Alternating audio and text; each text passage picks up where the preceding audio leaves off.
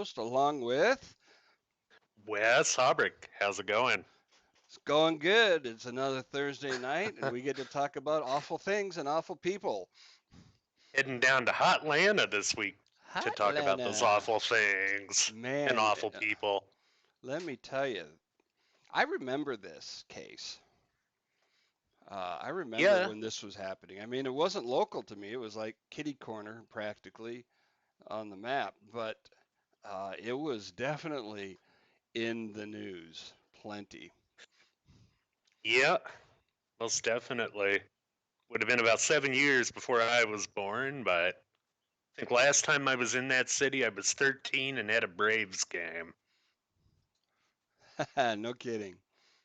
Yep, it is a nice state, nice area though. I like Georgia. My grandparents actually lived in Chattanooga, Tennessee at the time, so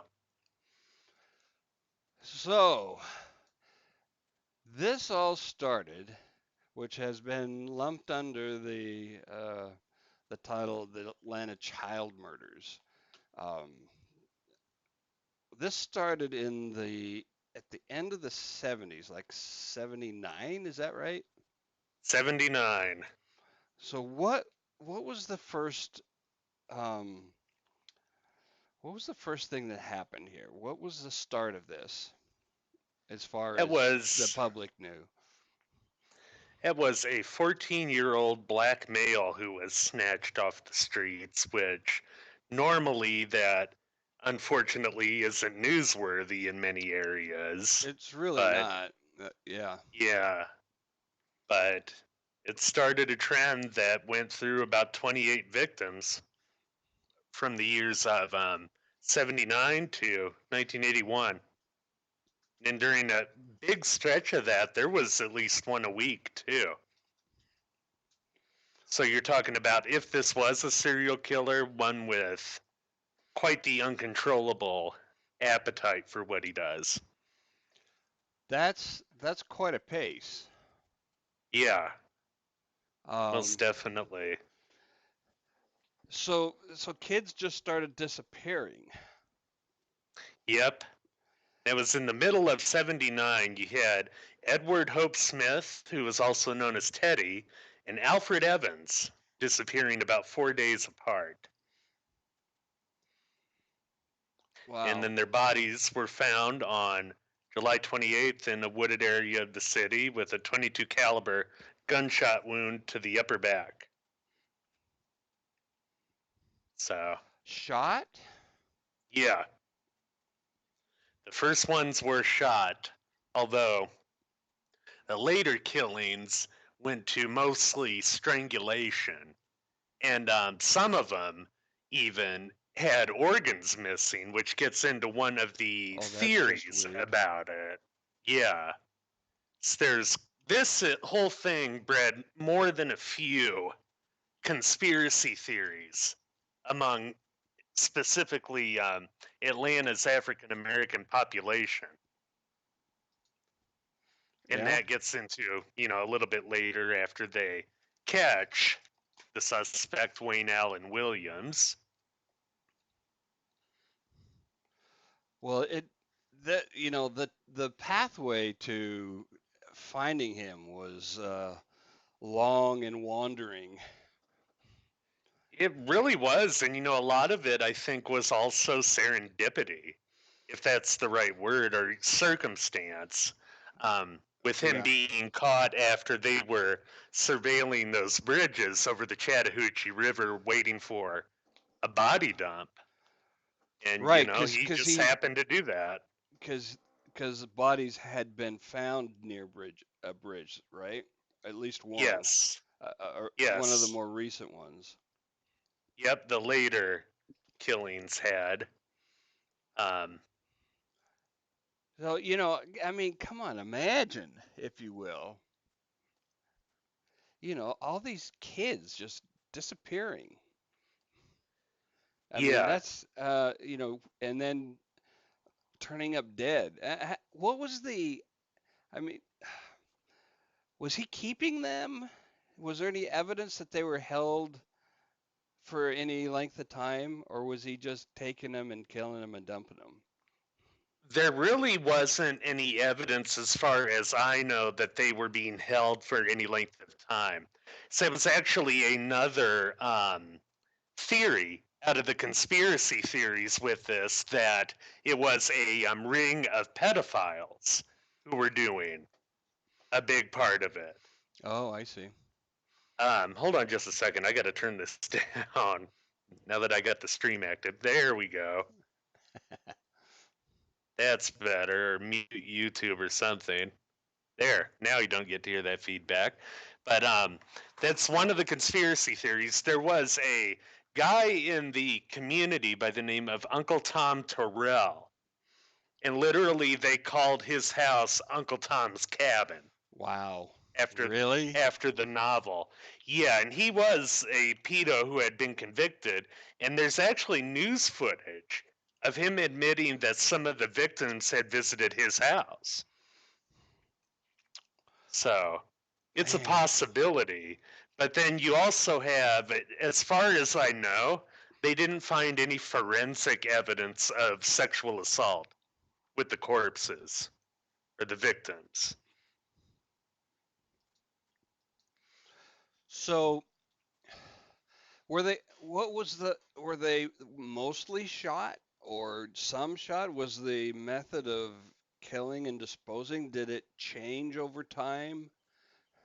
It did. They went in from the 22 into your more typical strangulation, Hmm. um, and then into later, as I was saying, with the organ harvesting Y- into butchery, where some of the corpses were missing, like their kidneys. I mean, And what's that all about? I'm that actually gets into another conspiracy theory that was floating around with this, the that it was the those CDC that was killing these kids. for their Seriously. organs. Yeah, because Atlanta is where the CDC is located. And supposedly they were, killing these kids, harvesting their organs, and going in with hypodermic needles to extract what became interferon, the cancer drug. Right. But then this also gets into all this totally weird batshit theories about them planting, AIDS in the community and AIDS being a conspiracy and all that. Right. Um, but, nevertheless, it did factor into the popular mind there as one of the theories, along with the pedophile ring idea. S- So, s- there was a lot of heat on the police over this. Um, in part because these were black kids. They were all black kids, right? yes. Yes, all of Mostly them male, were black. mostly male, but a couple of Mm-hmm. females. Um, Yep. and the local police caught a lot of heat over the racial aspect of this. Like they weren't doing enough because they were black kids. They did catch a lot of heat over that, and that actually gets into yet another conspiracy theory that was floating around, that it was the Klan who were committing these murders. Um, you Yeah. know, The interesting thing about that, Atlanta was a fairly progressive city in 1979. And they were getting closer to getting more of a harmonious relationship between the races in that city at the time. And Klan activity was pushed towards the fringes. it But really it really had gone into decline throughout the yeah, 70s. went underground for the most part. Well, and the numbers declined is what I mean. Membership declined. It did. And the main tie in there was a suspect by the name of Charles Sanders. He was a white man, he was a Klansman, and He he he didn't gets. used to be a colonel, did he? Well, I Let's doubt hope. that, Good, but good, because that would just be weird. he ties in with this with the victim Luby Jeter, who was, oh man, I can't remember the number in the sequence, but Sanders was allegedly heard over, somebody heard him say, that kid fucked up my truck, he robbed me, and that's supposedly, he went after him and killed him because of that. And, you know, with all this, honestly, I think the biggest conclusion that you could possibly make is that the Atlanta child murders were the product of a bunch of these different things happening at the same time. Perfect Uh, storm type of thing. yeah, I think the pedo ring is plausible, and I think that the clan connection is plausible because of Sanders and Jeter. But you So, know, so perhaps, and we kind of talked about this before the show, is that the guy that was convicted and who had all of this stuff pinned on him, even though he might have been responsible for many, maybe even most of these deaths, maybe they not all of them. they had evidence supposedly tying Wayne Allen Williams to 10 of them, that they actually brought forth that evidence in his trial. Oh, in the But trial. yeah, yeah, the defense, of course, tried to get it tossed out, but Sure. um, yeah, it wasn't. But still, the only two murders that were pinned on him were those of two men, Yeah, the the FBI. original two. Right. Yeah, He was convicted of two. Um, the FBI on their official site says that evidence after the trial linked him to 20 of them. that could be, and I think we're likely going to see a lot more with this too, with them reopening it. Um, just in, I think it was last month they did that, Really? Uh, reopening it with the with DNA. DNA. hmm At Wits End says in the chat, I hate to say it, they probably didn't want to accept that it was a member of their own community. I would agree there. Um, Once you get down to it, and a lot of investigators came to this conclusion because it had to have been someone who moved freely in Atlanta's black communities. And that just wouldn't have been a white guy. Um, I You, was watching a CNN documentary about the whole thing where they had the noted FBI profiler Roy Hazelwood was talking about when he went down to Atlanta, hmm. and he went in with a black detective. They were doing a ride along through these areas of town where the victims were from and frequented. And Hazelwood said literally, the people mowing their lawns stopped when I drove up. The people playing dominoes on their porch stopped. The people sitting out on the stoops of their houses stopped and just looked at us. And I looked at the guy I was with, and he said they're doing that because there's a honky in the car. So, So it stands out. yeah, yeah. Yeah. Um, that's the idea that um, that the community doesn't want it to be somebody from their community is true everywhere in every community. And Oh, absolutely. there, Yeah. there's the Long Island serial killer that the Suffolk County police don't want to admit is a serial killer Oh, yeah. for I'm sure for a even very recent example, I'm sure even if you looked at like BTK, look at his church. That's another example of an right? insular community that most certainly wouldn't have wanted it to be him. And Um, the Soviets flat out refused to allow their investigator to make the conclusion that they had a serial killer. they With forbade, Andre Chikatilo. yeah, they flat out Hmm. forbade him uh, from reaching that conclusion, which allowed the killer to go on for many extra years. Oh yeah, most definitely. Which is interesting about, uh, which kind of makes Seattle a little different because, and I don't know why. And if we get Ann Bremner on the show to talk about the Green River Killer, this is one of the things I'm really curious about because here in Seattle, where we've had Ridgway and Bundy, uh, Hmm. we didn't really get that. People wanted to know, who's this guy, and it seemed very evident that, he lives here, he's one of us, he isn't just traveling through. And there wasn't any of this, oh, it can't be a serial killer, it can't be this, it can't be that. It was all like, holy shit, look what's happening, let's find this guy. Yeah, and And I that could be because they're used to it more up there, but I well don't know. we weren't used to it when Bundy came along. True, um true.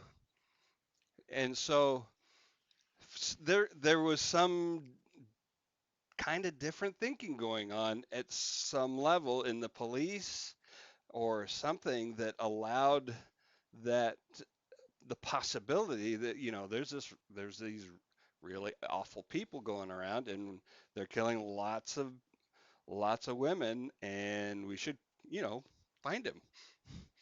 Hmm. Oh um, yeah. Whereas There's other just other uh-huh. areas, they don't want that to be the case. They want. Yeah, definitely less insular up there. um, Yeah, so it's kind of weird though, and maybe it's a local way of thinking more than others, but there's this, to me, you want to know what the right answer is. You don't want just any answer. You don't want to put somebody in jail. You want to put the right people in jail. I would hope most people share that sentiment, but I don't think I I'm not would sure fear that that they don't. I'm not so sure about that they do at all. I think Yeah. there's a lot of thinking of, we need to catch somebody. Hmm. Well, and you have to realize as well that before Wayne Williams was caught, a lot of this was a racial powder keg in Atlanta. A lot of people literally feared that if it was a white man that they caught, that the city would go up in flames. Um, well, yeah, that's not an unreasonable fear. Yeah. But one of the other things is that I find kind of odd is that, Atlanta PD's got to have a lot of a lot of black officers and whatever they're called, the management types, the chiefs and lieutenants and that kind of stuff. How The can brass. the Yeah. brass, how do you get away with not giving this full attention when you have so many blacks on the force? I You mean, know, that's a good question. And I mean, they started off small with the task force, but then they started building that up. It went to about 25, I think, of their local PD, and then about 35 FBI from the Atlanta field office.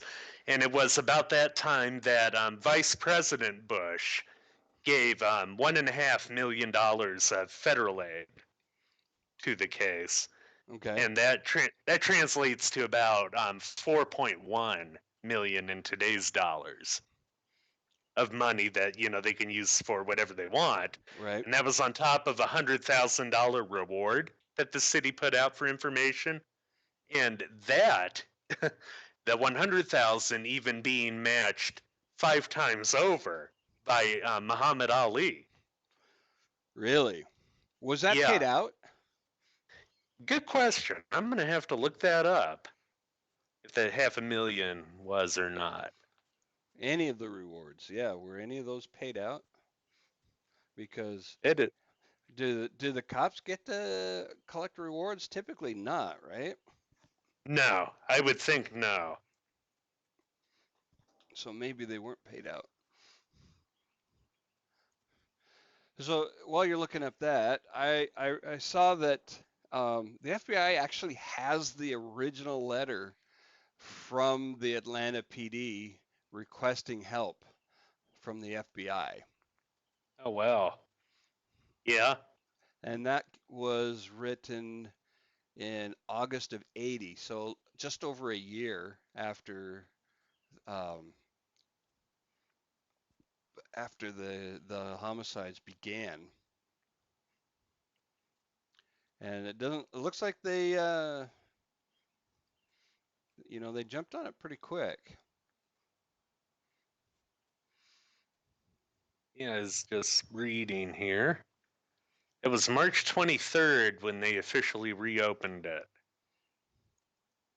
March 23rd of this year. Oh, to examine the DNA. Yep. Link from the Atlanta Journal Constitution is in the chat.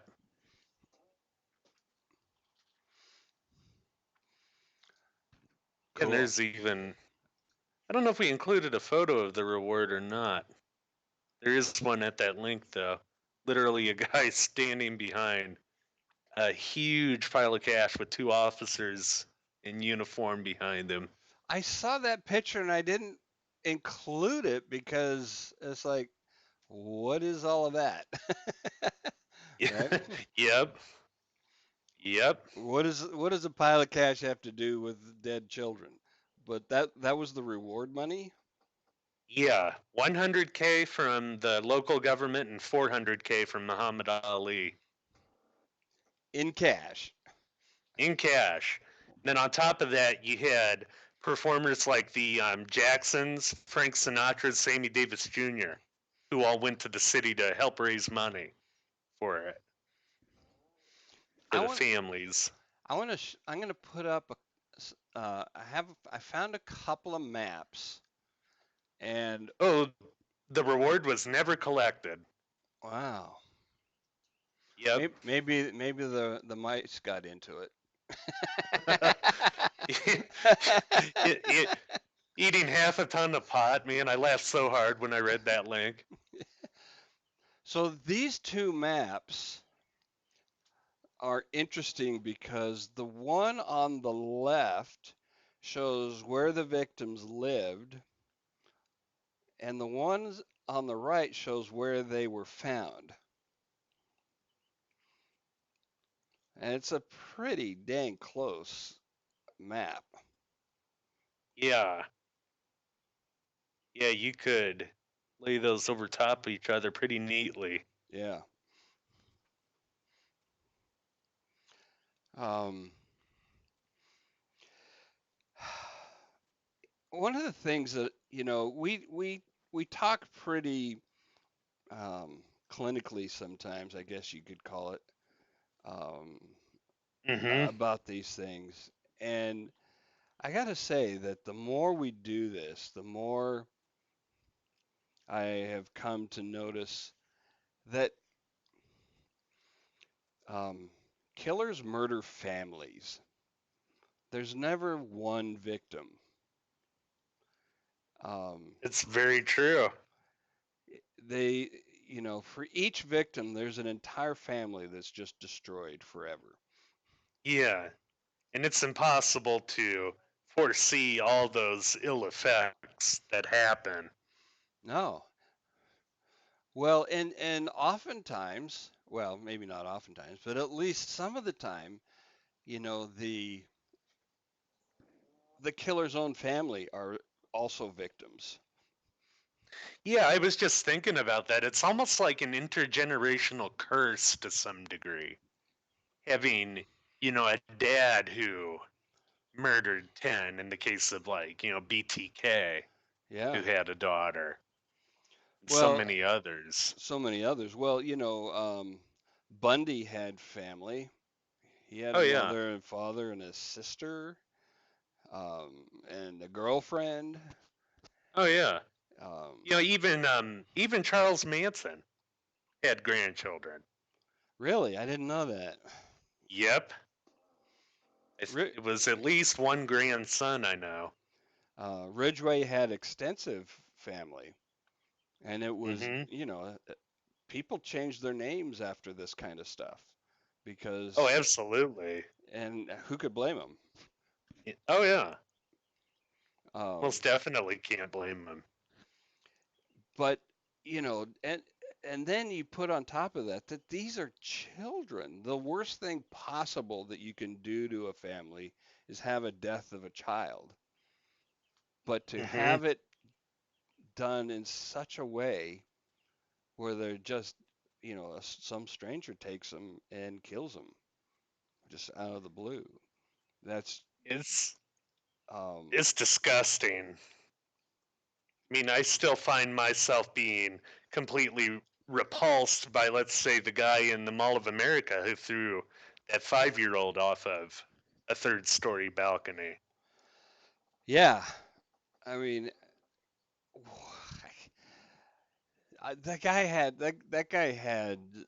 has some serious mental problems.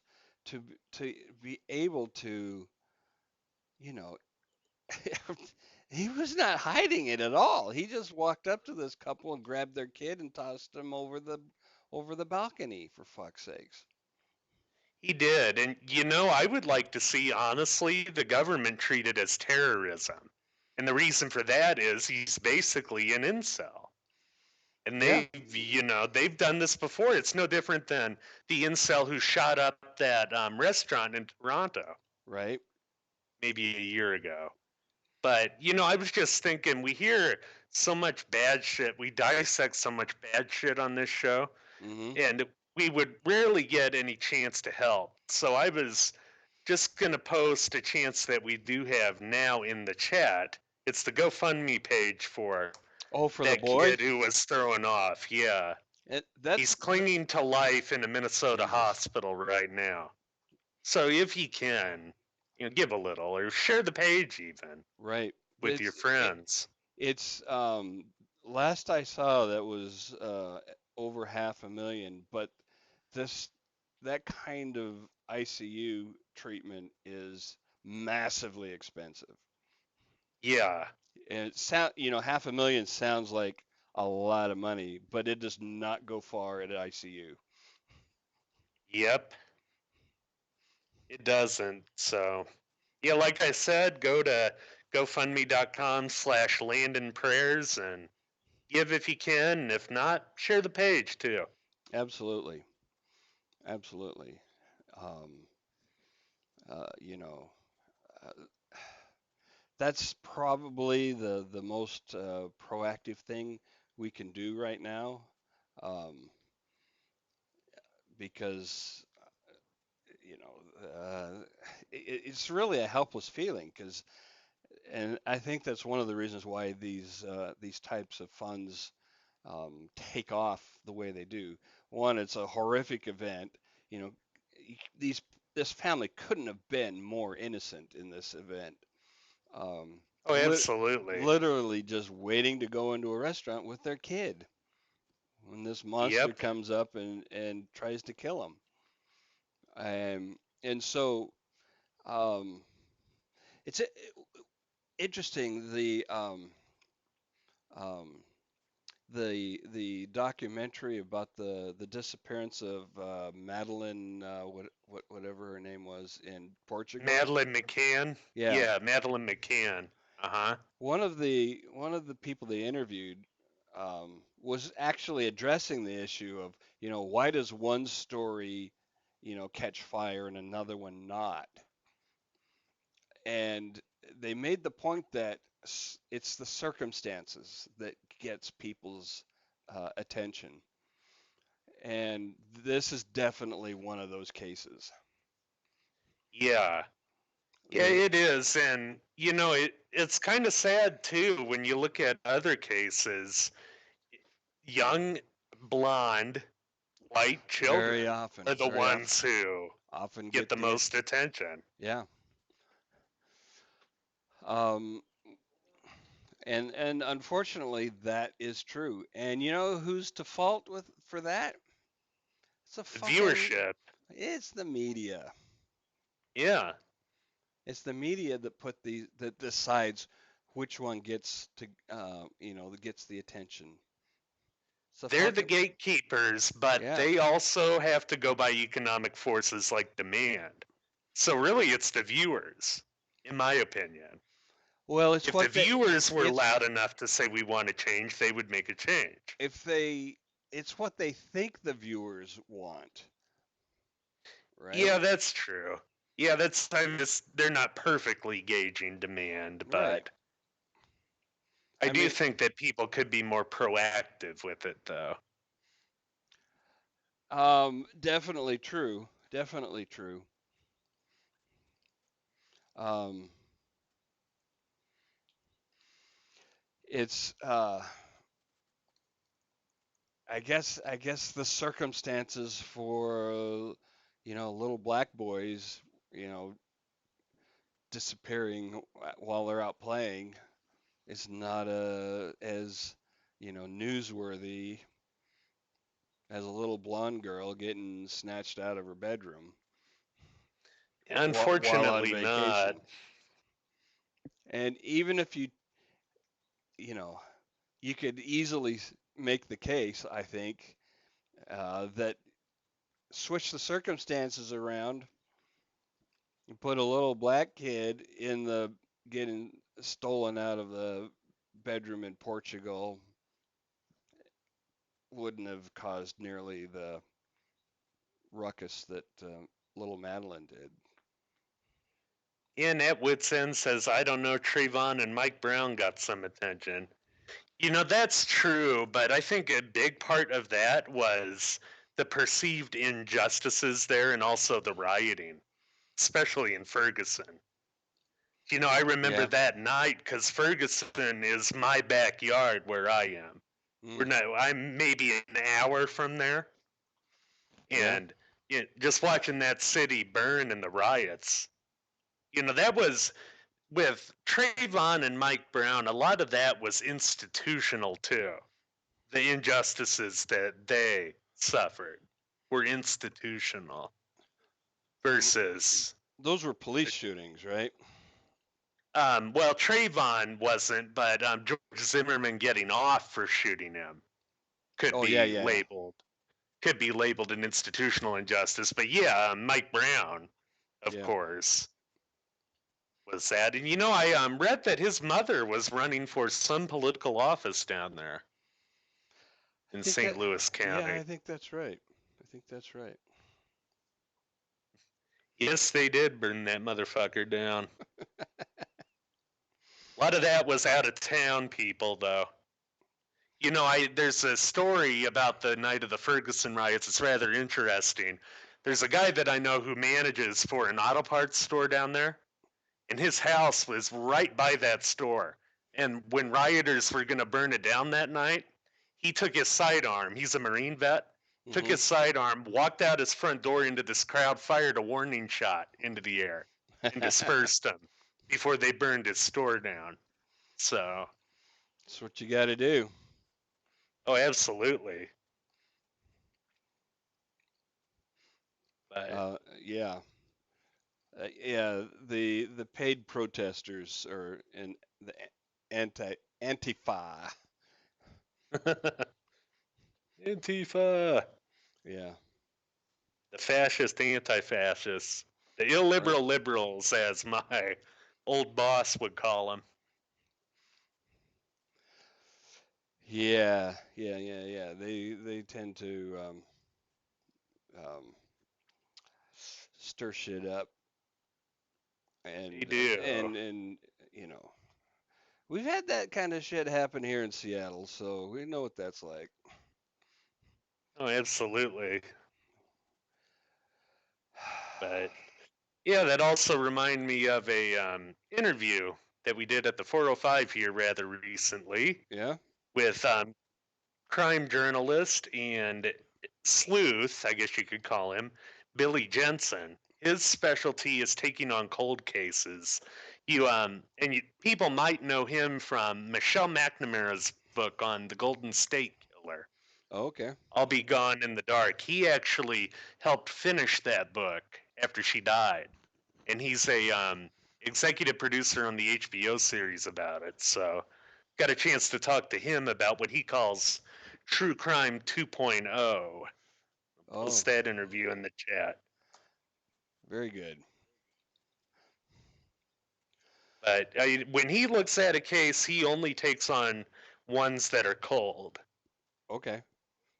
So, I mean, the Atlanta child murders would be right up his alley with something like that. I mean, would they count as? I mean, does he do revisits like that or just unsolved? You, he usually sticks to just unsolved, but I don't know if he would make an exception there, but it, Well, it so seems to be whatever captures his fancy well, when he isn't looks that at it. isn't that true for all of us? Very true.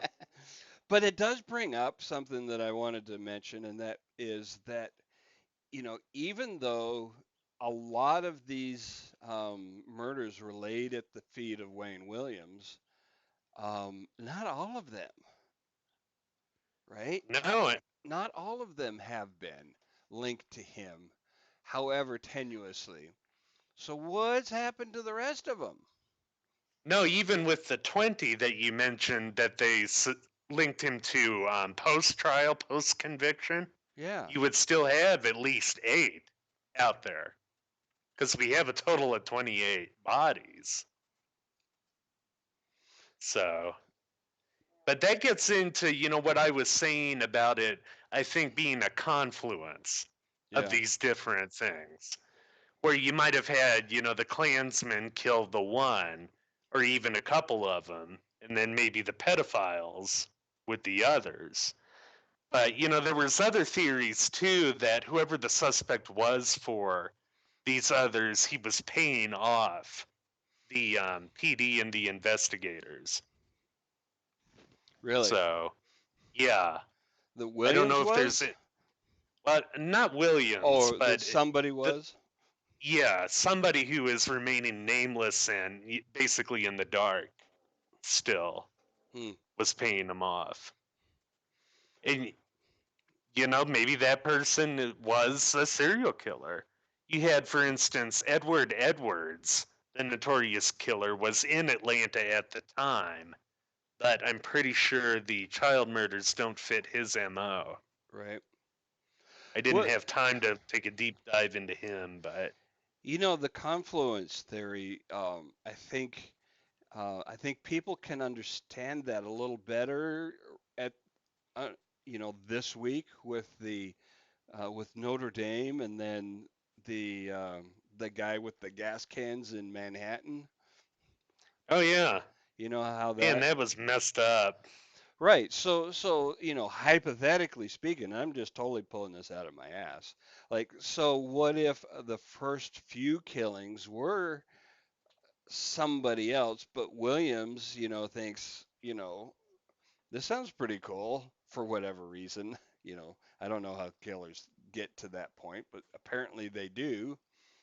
Um, I mean, even Hmm. Delphine from last week, right? She didn't start killing, as far as anybody knows, till she was in her late 30s. Yeah, So maybe, that's true. so maybe, maybe for whatever reason, it starts to motivate Williams to get involved in copycat, and then he evolves his own MO from that. That could be, jumping on the coattails of whoever Right. the initial killer was. I mean, He has, we see that all the time where there's somebody does a terrible thing, and some other idiotic, crazy person wants to do something similar, pretty shortly after. oh, absolutely, delusions of grandeur and what have you. And that kind of gets into his background too, Williams. Yeah. Man, interesting background. The guy, first of all, the guy started his own radio station when he was 12 and That was interviewing senators and public figures on it. that's ambitious. Yeah. Yeah, I think the guy was highly intelligent. But then after that, when he gets into his 20s and before, he was working basically as a stringer or what's called a night crawler. I Yeah, don't know if people have seen the movie, but this is basically a maverick um, mercenary journalist who goes out and shoots like fires, accidents, right. and you know sells the footage to local media. So he knew Atlanta very well when you look at the city and the nightlife, and he knew how to stay hidden. But, and then on top of that, he was also working as his own amateur music promoter. He was trying to build a group in the mold of the Jackson Five. Ah, And that's where we had that bill yeah, up yeah. where He it said performers, the advertisement. That is what that is from. So, but they say, that was the way that he was basically luring there it the is. kids that he was linked to kill them, It's coming up now. was through talent, saying, "Oh, come and audition for me." You know, it's interesting you mentioned Nightcrawler because one of the things that I found compelling about that movie was that um, the Jake Gyllenhaal character was clearly a sociopath, and Oh, he yeah, and he portrayed it in a very realistic way. he did. You know what his guiding light was when he did that, sort of? What? It was the coyote. He was going for a coyote look, and you Mm, see a bunch of different symbols of the coyote in the movie. It's kind of in there subliminally, but he would also do things like run to and bike to the set every day and starve himself to stay gaunt the way he was, to look hungry. But, I agree. That's one of the finest, purely amoral characters I've ever seen on a yeah, film. yeah, and you also see him try practicing how to react to certain emotional situations because he doesn't know how to do it. You do. Yeah, And absolutely. which could be, uh, y- that's the kind of thing that might have derailed, Williams from, achieving more than he did because um, the thing is about the thing about sociopaths is they're not all Bundy-esque when it comes to mimicking uh, human emotions. Some of them aren't as Yeah. good at it, right? Yeah, absolutely. Bundy was a Absolutely, master, yeah. Oh, um, yeah. but a lot of them just, people get weirded out around them, and they don't hmm know why, right? And I wonder with Williams if it wasn't a bit of ADD too. Like he couldn't finish what he would start True. and he would have to bring up something better. So another thing that he spread was that supposedly he was recruited into the CIA Oh, he said that? too. Yeah. Yeah, and that's where the CIA actually factored into that organ theory of the murders as well. Yeah, Because he because said, "Oh, I was killing for them." Jesus. Yeah, exactly. Oh my Yeah, the gosh. CDC and the CIA did it. Yeah, because we all know how well departmental cooperate interagency cooperation goes. uh, all those Yeah. rogue doctors abducting children. Yeah, yeah. I mean, they have to work somewhere, right? So that's why they started the CDC. Huh? Jesus Christ. And the humor aside with that, I do have great pity on the families who put some stock into those theories. Because there are victims' families who do believe it. Well, yeah, and people want. I They don't get feel like they get answers. they feel like they don't get answers, Yeah. and especially before anybody's caught and tried and convicted. You're grasping for something, Oh, yeah. and Some answer, some degree of finality. in the early '80s and '70s, the rumor mill was just as active as it is on the internet. It was just word of mouth. Yeah. And And so, At Wit's so, End so makes a good point there with the Tuskegee experiments, too, leaving him paranoid, well, yeah, justifiably, but yeah. yeah, well, yeah, very justified. And then on top of the dynamic you were describing there, no Right, justice. right. So you get very worried people gathering together at you know barbershops and churches and restaurants and cafes, and they're all going, "Did you hear this? Did you hear that? Well, I heard this, and I heard, and then it just goes on and on and on. Just, I Yeah, mean, it's not unique to Atlanta by any means. It's a very common human experience. absolutely. And I think they are justifiably should be skeptical of those institutions, of all governmental institutions. In fact, I would hope more people in this country would be skeptical. But with Overall, yeah, skepticism, with skepticism, that does not imply that we should just make shit up either. right, You know, right. real skepticism demands to be convinced with evidence, with real evidence. Yeah, and and try to be a little consistent when it comes to how you view the government. Either they're super capable and super helpful, or they're, you know, not. Yeah, yeah. Or they're incompetent. They're either, yeah, and in working against you. Which is it? That it reminds me of one thing that I try to abide by with my thought in all things, and that's Hanlon's razor. Never attribute to malice that which can be adequately explained by stupidity. And or incompetence. Right. Yeah, exactly.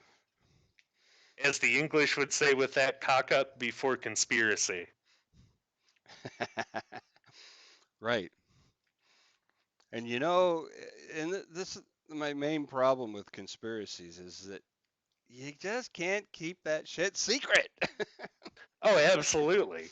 With every person involved with it, the power of it to stay hidden goes down because Right. that's one more link in the chain. It's a logarithmic curve. You Yep, something you know and never tell anybody is the only true secret. exactly. As soon as you tell somebody else, it ain't a secret anymore.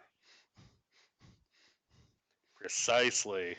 And that just keeps building. The more people who know, the less of a secret it is. Yep. But That's the you one huge argument against something like the moon landing conspiracy. right. Uh, And well, yeah, as one particular example. Yeah. Uh, yep. um, so, was there anything especially unusual about the trial that you know of? It was fairly uneventful, That seems if I odd, remember doesn't it? correctly. I Uh, mean, that's, I mean, that's kind of weird for a serial killer trial. I it mean, is. uh, huh? And It was 1982 when they tried him. he never confessed. Like some of them, once they're caught, they confess. Oh no, he was. I mean, even with recent interviews, he still says, I'm innocent. He's a, man, Hmm. what was, I was looking for his age. Don't forget the two that he was convicted of, Nathaniel Cater, who was technically the last in the series. He was strangled and dumped in the Chattahoochee River, Hmm. was 27, and then Jimmy Ray Payne was 21. So we're talking about a sizable age difference here. Right. When many of the boys, many of the other 28 were 14 and around that Right. age. Yeah. Teenage boys and younger. Yeah, Um, down to about age 7. yeah, the the the thing that really counts against him though is that it stopped. Yeah, I mean, and that's a good question it as to stopped. why. I mean, well, you can speculate, but one thing's for sure. I'm a big proponent. I like to tell people correlation is not causation, but Yeah, it's it's a pretty strong correlation in this case. yeah, You you unless had, there never was as big of a series to begin with, though. but it was such a high rate of murders. I mean, good God, like every 2 weeks, another one. And that's not something somebody's gonna just stop doing. Yeah, yeah, Not at unless that it, pace. Not voluntarily. Not at that pace. oh, absolutely, unless it wasn't as long to begin with, though. Oh, Unless unless there, it was multiple people. yeah, unless we're Yeah. looking at again multiple causes to the overall picture. Yeah, potentially. Potentially, yeah. Hmm. Yeah. So it could be either way. But yeah, it did stop. Any which way you look at it. Yeah. It's it'll be interesting to see what DNA turns up. And we may be revisiting this story in the We months to come. may, most definitely. I mean, they've done wonders with like the Golden State Killer. I'm sure they could do the same here. Yeah. Have what about Zodiac? Is anybody doing DNA stuff with Zodiac?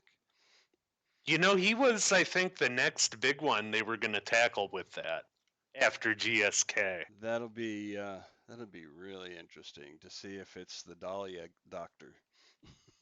Yeah, Odell. Yeah. Yeah, that would be something. Man. All righty. Well, I think we have covered this one pretty thoroughly. Super horrible. I mean, all of the stuff that we talk about is really tragic, but this is especially heinous. Um, Yeah. and you know, God, it it's, it could have gone on so much longer, Oh, yeah. and I'm so glad that it didn't. And I don't have I don't care which way the DNA evidence eventually turns out, but um, that will be that will be interesting to see. It will be. Definitely will keep our ears to the ground on this one. It was so prolific back in the day, they actually turned it into a miniseries in 1985. Wow. Yep, and that miniseries is actually on YouTube. If you search Atlanta child murders, it should be, I think, the third result you get is part one of the series. That's and I think they're doing this, or they did part of this, Wayne Williams with Mindhunters, or they're going to. Yeah, I think he is going to be factoring into the new season. Yeah, here is the link for part 1 of that series. I'll drop it in the chat.